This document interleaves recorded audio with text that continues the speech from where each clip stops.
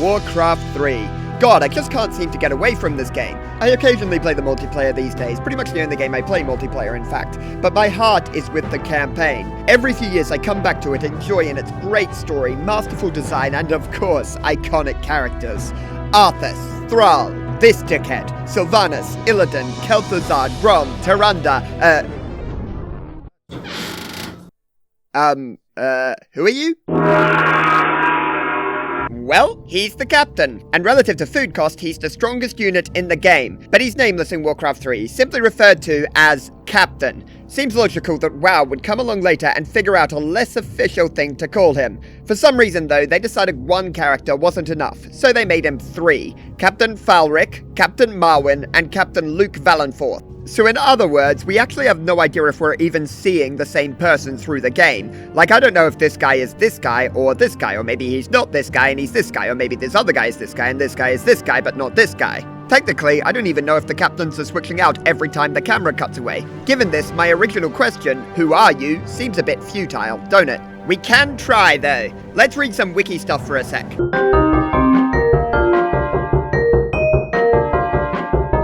Okay, generally speaking, it seems through most of the campaign, the captain could be either Falric or Marwyn. They were both members of the Royal Guard, both developed a relationship with the prince, Arthas, while he was a kid, both accompanied him during his investigations of the plague gripping Lordaeron, and both came with him to Northrend, where he claimed the rune blade Frostmourne and killed the demon leading the undead, Mal'Ganis. Following this, Arthas fell to the dark will of Frostmourne, and apparently he killed both his captains and turned them into Death Knights. The 3 of them could have had a horny Death Knight tea party, but instead the prince went back to Lordaeron and killed his dad. Our captains went back with him, it seems. These 2 fuckers we can see in the back, that's them. Much later, a bunch of random twats killed them both.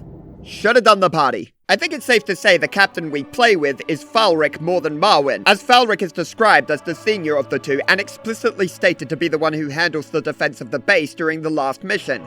Furthermore, his backstory about his dad wanting him to be a farmer is consistent with the captain's "stop poking me" lines. Like my father wanted. However, if you're wondering why I actually wanted to make this video, it's because of just one level. Human Campaign Chapter 8, Dissension.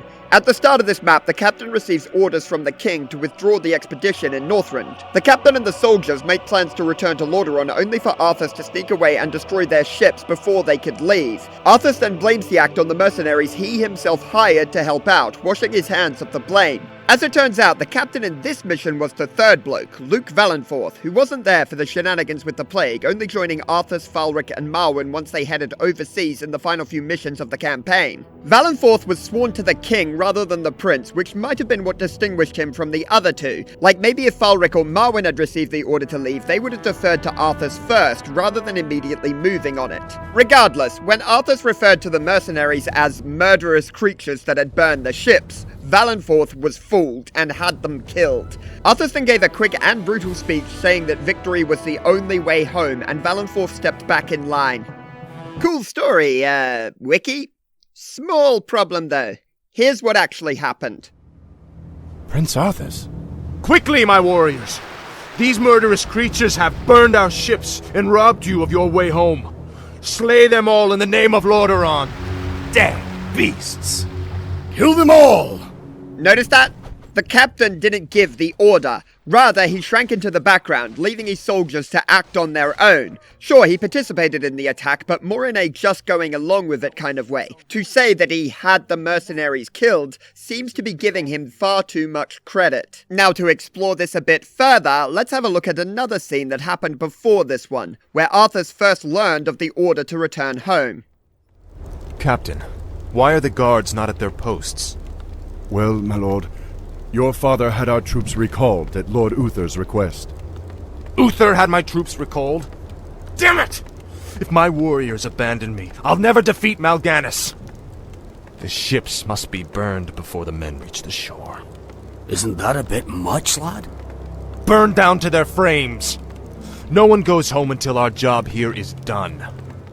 Would you look at that? Arthas said what he intended to do to the ships right in front of the captain. When he and the soldiers later find Arthas at the shoreline with the ships in cinders, I mean, come on, he knows what's going on. I don't think the rest of the soldiers do, but he does. So where the other soldiers only had Arthas's lie to work with, the captain had the truth. Yet he doesn't call Arthas out, nor does he come to the prince's side and openly support the violent misdirection. He just makes himself irrelevant to whatever happens. Now, as is the case with many of the things I bring up, I don't know if the map maker or writer intended any of this shit I'm reading into it. Indeed, Reforged retconned the scene where the captain hears Arthas such that he doesn't. But intentionally or not, I like the timeline where he does know of the plan to burn the ships, because without it, the captain is just a dude. He serves a purpose in the plot, but doesn't carry any meaning worth extra thought. But with it, I'd say he at least justifies this video. To go over how I like to think of the situation, we're going to deviate from how the Warcraft lore ultimately settled and return to how it felt in Warcraft 3. By that, I mean just one captain, none of this 3-character stuff. For the sake of giving him a name, we'll say it's Falric. What I'm covering still works without doing this, so you can stick with the lore if you'd rather, but I find it a bit cleaner and a bit more powerful this way. However, I'm not forsaking the established story entirely. There's something simple in there that I want to keep. Falric fought in the Second War beside Sir Lothar, where the human, elven, dwarven, and gnomish forces recaptured Stormwind and repelled the Horde back to Draenor. It was a time where Doomhammer, Uther, Gul'dan, and Khadgar's actions dictated the course of the world, where great heroes saved everyone from dastardly villains, and literal holy forces clashed with literal demonic ones with everything in the balance. It was an intense moment in history, but a simple one too, where good and evil were clear, and great figures could be reliably catalogued as one or the other. That simplicity is seen both in how the in-world humans would understand their history, and how us out-of-world humans experienced the conflict in Warcraft 1 and 2. During the human campaign up to this point, Falric would have seen some indications that things were different now, like Arthas lashing out at Uther when his pride was injured, or, of course, the culling of Stratholme where he butchered a whole city. But the former might have just been a weak moment. Even great heroes aren't perfect all the time, and the latter was ruthless but, at least arguably necessary in such an extreme situation. So to Falric, when Arthas lashes out upon learning the news and declares that he will destroy the ships, that wasn't to be taken seriously. It was just another brief moment of imperfection. Then later, when he actually followed through and betrayed the mercenaries that had helped him, well, he's a good guy and a great hero who probably knows better than me, a mere soldier.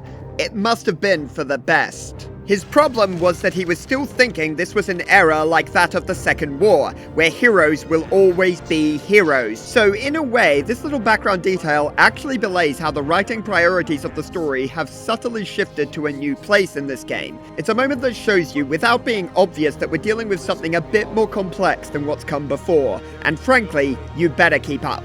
But with that being said, I think this is how Falric would have justified his lack of action to himself in retrospect, but in the moment it was probably something much more raw. He simply didn't feel comfortable with the conflict his actions would have wrought. When we first meet him near the start of the campaign, Arthas and Falric seem quite capable of frankly speaking with each other, but as Arthas gets colder, he becomes more inclined to interrupt Falric, to dominate the conversation and ensure any potential opposing or even uninteresting comments are not given space to be spoken. Now, Falric had a relationship with Arthas already, but he was also a military man and was likely drilled to respect authority. I imagine that goes double for royal authority. In theory, he probably would have been wise to call Arthas out when he thought he was making a mistake, but in practice, that just isn't how Arthas was running the company. And so, he went with the flow. He enabled the prince every step of the way, right into the arms of the Lich King. He ended up being an insignificant character in the story, not because that's who he was innately, but because he refused any moral responsibility to be more.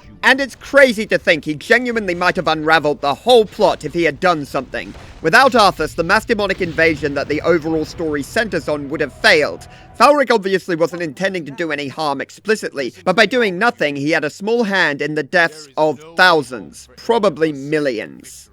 Long time ago now, I watched a Mayday episode concerning the crash of Korean Air Cargo Flight 8509. The plane seemed to just be steered into the ground. This happened because the pilot's artificial horizon malfunctioned, saying that everything was fine even as they were heavily banked. The pilot was not listening to the man in the back calling the error out, and the engineer had done a poor job of fixing the known issue beforehand. These were part of what went wrong, but there was another point of failure. The co-pilot's horizon was working fine, and it showed him that they were headed for disaster. He could have overruled the pilot and taken control of the flight, but he did nothing, even as he knew his own death was imminent.